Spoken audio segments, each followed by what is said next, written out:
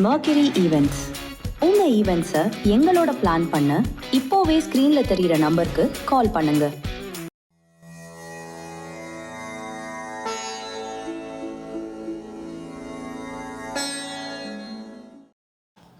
ஓம் சரணாகத தீனார்த்த பரித்ராண பராயணே சர்வஸ்யார்த்திகரே தேவி நாராயணி நமோஸ்துதே. வணக்கம் நேயர்களே, இது மகாலட்சுமி ஜோதிடம் வழங்கும் காலச்சக்கரம். உங்கள் அன்பு ஜோதிடர் ஸ்ரீராம்ஜி பேசுகிறேன். அனைவரும் நலமுடன் இருக்கிறீர்களா? நன்றாகத்தான் இருப்பீர்கள், நன்றாக இருக்க வேண்டும். இன்றைய காணொளியில் நாம் காண இருப்பது உங்கள் லக்னமும் 9 குணங்களும். இந்த அடிப்படையில் மகரம், காலபுருஷனுடைய 10ஆம் வீடு மகரம், சனி பகவானுடைய வீடு. இந்த வீட்டிற்குள் ஒளிந்திருக்கும் 9 விதமான குணங்கள் என்ன அப்படிங்கிறத பார்க்கலாம். 9 விதமாக இதை பிரிக்கிறதுனுடைய சூட்சமும் நவாம்சத்தில் இந்த லக்னத்திற்கு 9 லக்னங்களின் துணை வரும். அந்த அடிப்படையில் இந்த லக்னத்தில் பிறந்தவங்களுடைய குணாதிசயங்களில் வித்தியாசப்படும். இது எல்லாமே நட்சத்திர பாதாச்சார அடிப்படையில் பிரிக்கப்படக்கூடிய சூட்சமம் தான். லக்ன அடிப்படையில் ஒரு சில குணங்கள் இருந்தாலும் அது நவாம்ச அடிப்படையில் வேறுபடும். அப்படிங்கிறதுக்காக இந்த தொடர் காணொளிகள் நம்ம வரிசையாக போட்டுட்டு வரோம். மகர லக்னம் நார்மலாக கர்மாவுக்கு முக்கியத்துவம் கொடுக்கக்கூடிய லக்னம். செய் அல்லது செத்துமடி அப்படிங்கிற லக்னம் தான் மகரம். இவங்கள்ட்ட குடும்பமாக தொழிலா அப்படின்னு சொன்னிங்கன்னா தொழிலை தூக்கிட்டு ஓடிடுவாங்க. குடும்பம் 2ஆம் பட்சம். இதுவே கடக லக்னத்திட்ட போயிட்டு குடும்பமாக தொழிலான்னு பார்த்தீங்கன்னா குடும்பத்தை தூக்கிட்டு ஓடிடுவாங்க. அவங்களுக்கு தொழில் 2ஆம் பட்சம். அதுக்கு நேர் ஆப்போசிட் கேரக்டர் இந்த லக்னம். செயல் கர்மாவுக்காகவே பிறப்பெடுக்கக்கூடிய லக்னங்கள் இது ஒன்று. சர லக்னங்கள், சனி பகவானுடைய சர வீடு, ஓரளவுக்கு வலிமையான வீடு. இந்த இடத்துல சூரியனும் சரி செவ்வாயும் சரி வலிமை பெறுவார். இங்கே சூரியன் பார்த்திங்கன்னா திக்பலம் அப்படிங்கிற ஒரு மறைமுக வலுவை பெறுவார். உத்தராயண புண்ணிய காலத்தை ஆரம்பிப்பார். செவ்வாய் பார்த்திங்கன்னா உச்ச வலுவை பெறுவார். ஸோ இது இவங்க எல்லாருமே பார்த்திங்கன்னா தொழிலுக்கான கிரகங்கள். செவ்வாய் வலுப்பெற்று, சூரியன் வலுப்பெற்று, சனி வலுப்பெற்ற வீடு அப்படிங்கிற போது கர்மா கர்மா கர்மா என்னோடய கர்மா என்னன்னு தேடிக்கிட்டே இருக்கிற லக்னம் மகரம். இதில் பார்த்திங்கன்னா உத்திராடம் 2ஆம் பாதத்திலிருந்து ஆரம்பித்து அவிட்டம் 2ஆம் பாதத்தில் இந்த வீடு முடியும். லக்ன அடிப்படையில் 9 நட்சத்திர பாதங்கள். உத்திராடம் 2, 3, 4, அதுக்கப்புறம் திருவோணத்துடைய 4 பாதங்கள், அதுக்கப்புறம் அவிட்டம் 1, 2, அந்த அடிப்படையில் இது முடியும். ஸோ இங்கே உத்திராடம் 2ஆம் பாதத்தில் லக்னம் ஆரம்பிக்கிறதுனாலே லக்னம் ஸ்டார்டிங்கே லக்ன வர்க்கோத்தமத்தில் தான் ஆரம்பிக்கும். ஏன்னா உத்திராடம் 2ஆம் பாதம் நவாம்சத்துலேயும் அதே மகரத்துக்குள்ளே விழும். இந்த அமைப்பு விழுந்தால் சிறப்புங்க. லக்ன வர்க்கோத்தமம் எப்போதும் ஒரு சிறப்பு தான். ஏன்னா ஜாதகர் வலிமையானவராக இருப்பார். வலிமை உடைய செயல்பாடுகள், வலிமை உடைய சிந்தனை, எதை செய்தாலும் திட்டமிட்டு செய்யும் யோகிதைகள், வெளிநாட்டு வாழ்க்கை, வெளியில் போய் நல்ல விதமாக முன்னுக்கு வரக்கூடிய யோகங்கள், பூர்வீகத்தை விட்டு வெளியிலேறக்கூடிய சூட்சமங்கள், பின்வயது வாழ்க்கையில் ஸ்திரமான அதாவது வளர்ச்சியை முன்னிறுத்தக்கூடிய அளவுக்கான வலிப்பும் யோகங்களும் இருக்கும். லக்ன வர்க்கோத்தமம் லக்னாதிபதியினுடைய வலிமையை ஈடுகட்டும். அதாவது லக்னாதிபதியே ஒரு வேளை வீக்காக இருந்தால் கூட லக்னத்தினுடைய வர்க்கோத்தமம் உங்களை செயல்திறன் மிக்கவராக மாற்றுங்கிற அடிப்படையில் உத்திராடம் 2ஆம் பாதத்திலே உங்கள் லக்னம் ஆரம்பிக்கிறது சிறப்பு. உத்திராடம் 3ஆம் பாதத்தில் உங்கள் லக்னம் வருது அப்படிங்கும்போது நவாம்சத்தில் கும்பலக்னம் போயிடும். இது ஒரு நிலைத்த வீடு. இதுவும் சனி பகவானுடைய வீடு தாங்கிறதுனால பெரிய மோசம்னு சொல்லிட முடியாது. பரவாயில்லை அப்படிங்கிறது மாதிரி ஒரு அமைப்பை கொடுக்கும். நிலையான புத்தி இருக்கும். ஒரு செயல்திறன் மிக்கவராக இருப்பாங்க. சம்பாதிக்கிறதுல ரொம்ப ஆர்வம் கொண்டவங்களாக இருப்பாங்க. ஒரே குறிப்பிட்ட துறையிலையோ அல்லது தொழிலையோ தொடர்ந்து பணியாற்றும் தன்மை உள்ளவங்களாக இருப்பாங்க. 20 வருஷமாக வேலையில் இருக்கேன், 30 வருஷமாக வேலையில் இருக்கேன், 35 வருஷம் ஆச்சு என்னோடய சர்வீஸு அப்படின்னு சொல்கிறாங்க இல்லையா, அதெல்லாம் இந்த அமைப்பு தான். நிலைத்த வீட்டுக்குள்ளே வந்துடுது. லாப நோக்கம் கொஞ்சம் கருதுவாங்க. சுயநலமாக வெளிப்படக்கூடிய தன்மையான குணங்கள் இருக்க தான் செய்யும். கொஞ்சம் சுயநல குணங்கள் இவங்கள்ட்ட வெளிப்பட்டுரும். அது ஒன்றும் பண்ண முடியாது. சனி பகவானுடைய இயல்பு பொதுநலம். ஆனால் இந்த கும்பலக்கணம் நவாம்சமாக விழும்போது இவங்க கொஞ்சம் சுயநலமாக செயல்படுவாங்க. நார்மலாகவே மகரத்தில் அதிகமான கிரகங்கள் இருந்தாலும் சுயநலத்தை தூண்டி விட்டுரும். என் வேலை எனக்கு நடக்கணும், நீ என்ன வேணால் ஆகு அப்படிங்கிறது மாதிரியான அமைப்பு இருக்கும். பேச்சாற்றல் மிக்கவர்களாக இருப்பாங்க. குடும்பப்பற்று ஓரளவுக்கு இருக்கும். முதல்ல சொன்ன மகரத்துக்கு மகரம் வரும்போது குடும்பப்பற்றா தொழில் பற்றானா தொழில் பற்று தான் அதிகமாக இருக்கும். 2வது சொல்கிற கும்பத்துக்குள்ளே வரும்போது பார்த்திங்கன்னா அந்த குடும்பப்பற்று கொஞ்சம் இருக்குது. ஏன்னா குடும்ப தனஸ்தானத்துக்குள்ளே வந்துடுது இல்லையா நவாம்ச லக்னம், அதனால் வரக்கூடியது. ரகசியமாக பணத்தை பதுக்கி வைக்கிற யோகமும் உங்களுக்கு இருக்கும். ஏன்னா 8ஆம் அதிபதி சூரியனுடைய நட்சத்திரம் அது. அதில் இவங்களுக்கு 2ஆம் இடம் விழுகுதுங்கிறதுனால கும்பம் நவாம்சமாக வரும்போது ரகசிய முதலீடுகள் இவங்கள்ட்ட இருக்கும். இந்த ஷேர் மார்க்கெட்டில் இருக்கிறது, கிரிப்டோ கரன்சியில் இருக்கிறது, எங்கேயாவது யாருக்குமே தெரியாமல் இடம் வாங்கி போட்டு வச்சுருக்கிறது, அதெல்லாம் இதில் கொஞ்சம் வரும். மொத்தத்தில் இதுவும் ஓகே தான். உத்திராடம் 4ஆம் பாதத்தில் லக்னம் விழுந்து மீனத்துக்கு போகிறது, இது புஷ்கர நவாம்சத்தில் வந்துடும். அப்போ ஆட்டோமேட்டிக்காகவே செயல்திறன் மிக்கவராக ஜாதகர் இருப்பார். நிறைய பிரயாணங்கள் பண்ணக்கூடிய அமைப்பு இருக்கும். அயன சயன போக சுகத்தை அனுபவிக்கும் யோகிதைகள் இருக்கும். குருவோட வீடான மீன வீட்டில் நவாம்ச லக்னம் விழுந்துடுறதுங்கிறது ஜாதகருக்கு ஒரு சிறப்பு. வளர்ச்சி, முன்னேற்றம். நார்மலாக மகர லக்னத்துக்கு நல்ல சகோதரர், நல்ல நண்பர்கள் கிடைக்க மாட்டாங்க.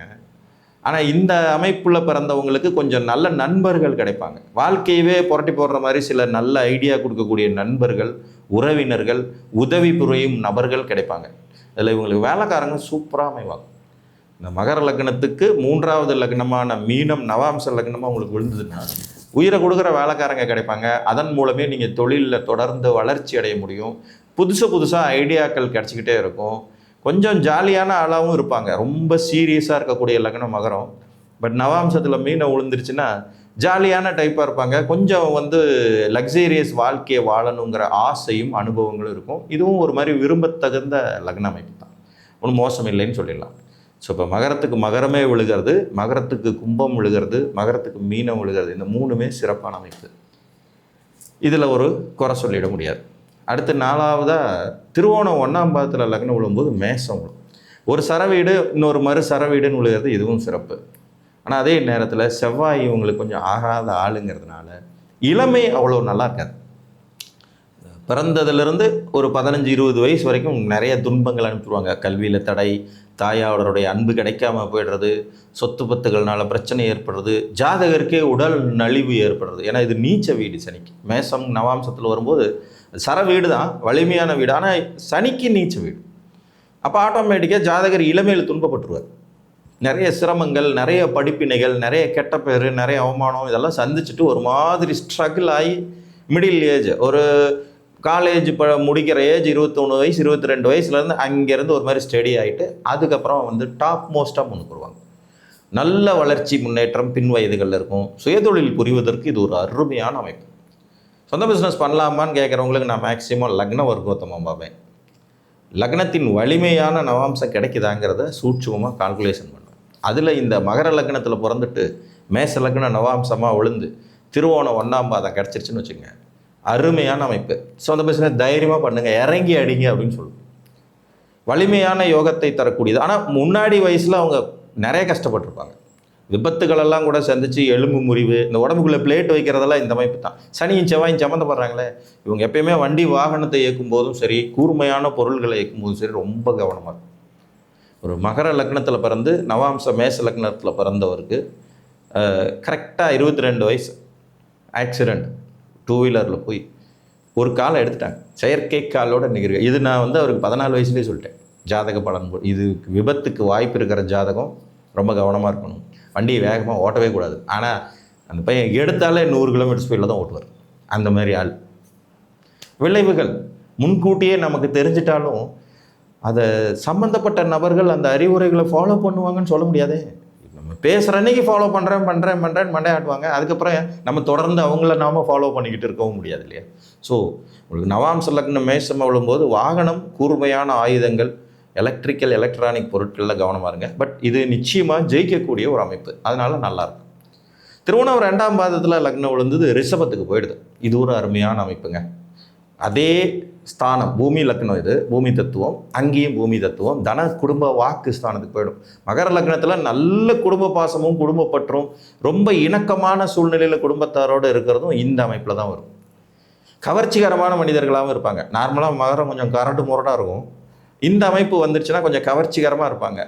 தன்னை அழகுபடுத்திக்கிறதுல ஆர்வமாக இருப்பாங்க. பர்ஃப்யூம்ஸ் எல்லாம் யூஸ் பண்ணுவாங்க. விதவிதமாக ட்ரெஸ் போடுவாங்க. நல்ல ஒரு லக்ஸீரியஸான மனோநிலையிலே இருப்பாங்க. நிறைய சம்பாதிக்கவும் செய்வாங்க. திருமணத்துக்கு பிறகு நல்ல வளர்ச்சி. குறிப்பாக இந்த அமைப்பில் பிறந்தவங்களுக்கு முதல் குழந்தை பெண் குழந்தை பிறக்கும். அந்த குழந்தை பிறந்து வளர வளர வளர இவங்க டாப்பாக வந்துடுவாங்க. நல்ல ஒரு யோகத்தை தரக்கூடிய நவாம்ச லக்னமாக ரிஷபம் விழுகும். நீங்கள் மகர லக்னத்தில் பிறந்து திருவோணம் 2ஆம் பாதத்தில் உங்கள் லக்ன புள்ளி விழுந்துச்சுன்னா இது ஒரு அருமையான அமைப்பு. ஒரே ஸ்தான பலம் திரும்பவும் ரிப்பீட் ஆகுதுங்கிற அடிப்படையில் ஜாதகர் விடாமுயற்சியோடு வெற்றியை குவிக்கும் தன்மை கொண்டவராக இருப்பார். நிலைத்த தனம், நிலைத்த தொழில், நிலைத்த சொத்து வரும் யோகம், குடும்பத்தாரின் மேலே அதிக அரவணைப்பு, பாசம் கொண்டவர்களாகவும் இருப்பாங்க. நல்ல ஒரு முயற்சி செஞ்சு வாழ்க்கையில் ஜெயிக்கிறதுக்கான யோகிதை உடையவர்களாக இருப்பாங்க. ஸோ இது ஒரு நல்ல அமைப்பு. அதனால் இது விரும்பத்தக்க அமைப்புகள் அப்படிங்கிற அடிப்படையில் வந்துடும். திருவோணம் 3ஆம் பாதத்தில் உங்கள் லக்னம், இது மிதுனத்துக்கு போகும். இது அவ்வளோ சிறப்பில்லை. லக்னத்துக்கு 6வது வீடு நவாம்ச லக்னமாக வர்றது கடன், நோய், எதிரி, வம்பு, வழக்கு, தேவையில்லாத தொடர்புகள், அதனாலேயே ஜாதகர் மன உளைச்சலுக்கு ஆளாகிறது. யார் சொன்னாலும் அவங்க அறிவுரை கேட்க மாட்டேங்கிறது, தான் தோன்றித்தனமாக திரியறது, எதிலையுமே அவசரம், நிதானமற்ற தன்மை, எதை தொட்டாலும் தோல்வி, தோற்று போனாலும் அதிலிருந்து பாடம் கற்றுக்காத பிடிவாதம், வரட்டு கௌரவம்னு இது அவ்வளோ சிறப்பாக இருக்காது. நவாம்ச லக்னம் உங்களுக்கு மிதுனமாக விழுகிறதுங்கிறது நல்ல விஷயமே அல்ல. நீங்கள் மகர லக்னத்தில் பிறந்து திருவோணம் 3ஆம் பாதத்தில் உங்கள் லக்ன புள்ளி விழுந்துச்சுன்னா வாழ்க்கையை ரொம்ப கவனமாக ஹேண்டில் பண்ணணும். இல்லைன்னா தேவையில்லாத பிரச்சனைகளில் லைஃப் லாங் சிக்கிக்கிட்டே இருப்பீங்க. ஒரு பிரச்சனை முடியறதுக்கு முன்னாடி அடுத்தது வீட்டில் வந்து ஜங்குன்னு குதிக்கும். யார் பேச்சையும் கேட்கவும் மாட்டீங்க. தான் தோன்றித்தனம், எனக்கு எல்லாம் தெரியும், வேலையை பாருங்கள் அப்படின்றவீங்க. அது ஒரு பெரிய ப்ராப்ளம். தீய தொடர்புகளை ஏற்படுத்துறதுக்கு இது ஒரு அருமையான அமைப்பு. நிறைய பேட் ஹேபிட்ஸ் உள்ளவங்களோட கனெக்டிவிட்டி சூப்பராக கிடைக்கும். இதெல்லாம் வச்சுக்கிட்டு ஜாதகர் வந்து ஒரு மாதிரி சைக்கோத்தனமாக மாறிடுவார். ஃபேமிலியால் விரும்பப்படத்தக்க அமைப்பு இல்லாமல் போயிடும். இந்த மாதிரி அமைப்புக்கு தான் டைவர்ஸ்லாம் ரொம்ப ஈஸியாக கிடச்சிடும். 2 கல்யாணம், 3 கல்யாணம், திருமணத்தில் திருப்தி இல்லாத நிலைப்பாடு, மனைவியை அடித்து கொடுமைப்படுத்துறது, கணவரை அடித்து கொடுமைப்படுத்துறதும் இது விரும்பத்தக்க அமைப்பே அல்ல. ஸோ இதை வந்து அவாய்ட் பண்ணுறது நல்லது. அடுத்து திருவோணம் 4ஆம் பாதத்தில் உங்கள் லக்ன புள்ளி விழுகும். அப்போ ஆட்டோமேட்டிக்காகவே பார்த்திங்கன்னா கடக நவாம்சம் வரும். இது ஒரு மாதிரி ஓகேங்கிற மாதிரி இருக்கும். நம்ம லக்னத்துக்கு சப்தம நவாம்சம் நமக்கு கிடைக்கிறதுங்கிறது திருமணத்துக்கு பிறகு முன்னேற்றம், வளர்ச்சி, கூட்டு தொழிலினால் ஆதாயம், சமுதாயத்துக்கு பிரயோஜனப்படுற மாதிரியான ஏதாவது ஒரு தொழிலை எடுத்து செஞ்சு அதில் சக்ஸஸ் பண்ணுறது, ட்ராவல் சம்மந்தப்பட்ட துறைகள், விவசாயம் சார்ந்த துறைகள், பண்ணை நிலங்கள் வாங்கி அதில் மூலம் வளர்ச்சி அடைகிறது, நீர் திரவ பொருட்கள் மூலம் வியாபாரம் பண்ணி அதில் சக்ஸஸ் ஆகிறது, வெளிநாடு போகிறதுக்கான வாய்ப்புகள், கடல் கடந்த அந்நிய தேசத்தில் நிரந்தர குடியுரிமை வாங்கி அதில் ஜெயிக்கிறதுன்னு இது ஒரு மாதிரி நல்ல விதமாக போகும். பட் ஆஃப்டர் மேரேஜ் தான் இந்த லக்னம் வேலை செய்யவே ஆரம்பிக்கும். நீங்கள் மகர லக்னத்தில் பிறந்திருக்கீங்க, நவாம்ச லக்னம் உங்களுக்கு கடகம், கல்யாணம் பண்ணிங்க, எவ்வளோ சீக்கிரம் முடியுமோ அவ்வளோ சீக்கிரம். இந்த அமைப்பு கிடைச்ச உடனே வாழ்க்கை வந்து லிஃப்டாக ஆரம்பிக்கும். நார்மலாகவே நான் மகர லக்னம் சார்ந்த காணொலிகள் போடுற போது திருமணத்துக்கு பிறகு வாழ்க்கை நல்லா இருக்கும்னு அடிக்கடி குறிப்பிடுவேன். ஸோ அந்த அமைப்பில் இது வரும். குழந்தை பிறந்தால் ரொம்ப சிறப்பாக இருக்கிற அமைப்பு, மாமனார் மாமியார் உறவுகளெல்லாம் அமைஞ்ச பிறகு சிறப்பாக இருக்கிற அமைப்பு, மனைவி வந்த பிறகு கணவன் வந்த பிறகு சிறப்பாக இருக்கிற அமைப்பு மகரத்துக்கு ஒரு கொடுப்பினை. ஸோ அந்த வகையில் நவாம்ச லக்னம் கடகமாக விழும்போது உங்களுக்கு கடகம் விழுந்துருச்சுன்னா கல்யாணம் எவ்வளோ சீக்கிரம் முடியுமோ அவ்வளோ சீக்கிரம் பண்ணிக்கலாம். திருமண வாழ்க்கைக்கு பிறகு வாழ்க்கை வளர்ச்சி அடையும், முன்னேற்றம் அடையும். கூட்டாளிகளால் ஆதாயமும், வெளிநாட்டு வாழ்க்கையில் சிறப்பும், திரவ பொருட்கள் ஆதாயமும், பிரயாணங்கள்னால சிறப்பும், ட்ராவல் சம்மந்தப்பட்ட தொழில்கள், வட்டி சம்மந்தப்பட்ட தொழில்கள், ஃபைனான்சியல் ரீதியான தொழில்கள்னு நிறைய வளர்ச்சி. அடுத்தது செவ்வாயினுடைய நட்சத்திரத்துக்குள்ளே உங்கள் லக்ன புள்ளி போகுது. மகர லக்னத்தில் நீங்கள் பிறந்திருக்கீங்க, நவாம்ச லக்னம் சிம்மம். இது ரொம்ப ரொம்ப ஒஸ்ட்டு, டேஞ்சர். மிதுனமே ஒஸ்ட்டு, சிம்மம் விழுகிறது இதோட ஒஸ்ட்டு. வாழ்க்கை எப்போ எப்படி திருப்பி போடும், துவைச்சி அடித்து கிழிக்கும்னு சொல்லவே முடியாது. அப்பாவுடைய விரோதம், சகோதர வழி விரோதம், பூமியினால் பிரச்சனைகள், உறவுகளால் பிரச்சனைகள், சித்தப்பா பெரியப்பா கூட பஞ்சாயத்து, அரசாங்க விரோதம், அரசாங்க தண்டனை பெறும் அமைப்புகள்னு இது ஒரு மாதிரி நெகட்டிவ் மேலே நெகட்டிவ்னே சொல்லிடலாம். நார்மலாகவே சூரியனுடைய வீடு சனிக்கு ஆகாது. இதில் அட்டம லக்னமாக விழுந்துடுறது. ஒன்று மிதுனம் விழுகும்போது ருணரோக லக்னமாக விழும். அது கூட நண்பரோட வீடு, இது எதிரியோட வீடாகவே வந்துடுங்கிறதுனால அவிட்டம் 1ஆம் பாதத்தில் உங்கள் லக்ன புள்ளி விழுகிறது. உண்மையிலையும் நிறைய கர்மாவை அனுபவிக்கிறதுக்குன்னு ஒரு பிறப்பு இருந்தால் இந்த மாதிரி அமைப்பில் விழும். இது கொஞ்சம் கஷ்ட ஜீவனம் தான். வாழ்க்கையில் திடுக்கிடும் திருப்பங்கள், விபத்துகள், கண்டங்கள், அசிங்கங்கள், அவமானங்கள், குற்றச் செயல்களில் ஈடுபடுவது, கெட்ட பேர், தப்பே செய்யாமல் தண்டனை அனுபவிக்கிறது, உறவுகளால் வெறுத்து ஒதுக்கப்படுவது, உறவுகளே வந்து நம்மளை வந்து மதிக்காமல் போய்டுறது, சூழ்ச்சி செய்யும் உறவுகள் அமைகிறதுன்னு ஒரு மாதிரி ஜாதகரை போட்டு பின்னி படல் எடுத்துரும்.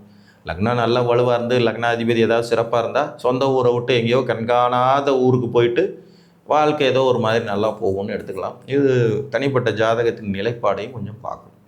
இது விரும்பத்தக்க அமைப்பு அல்ல.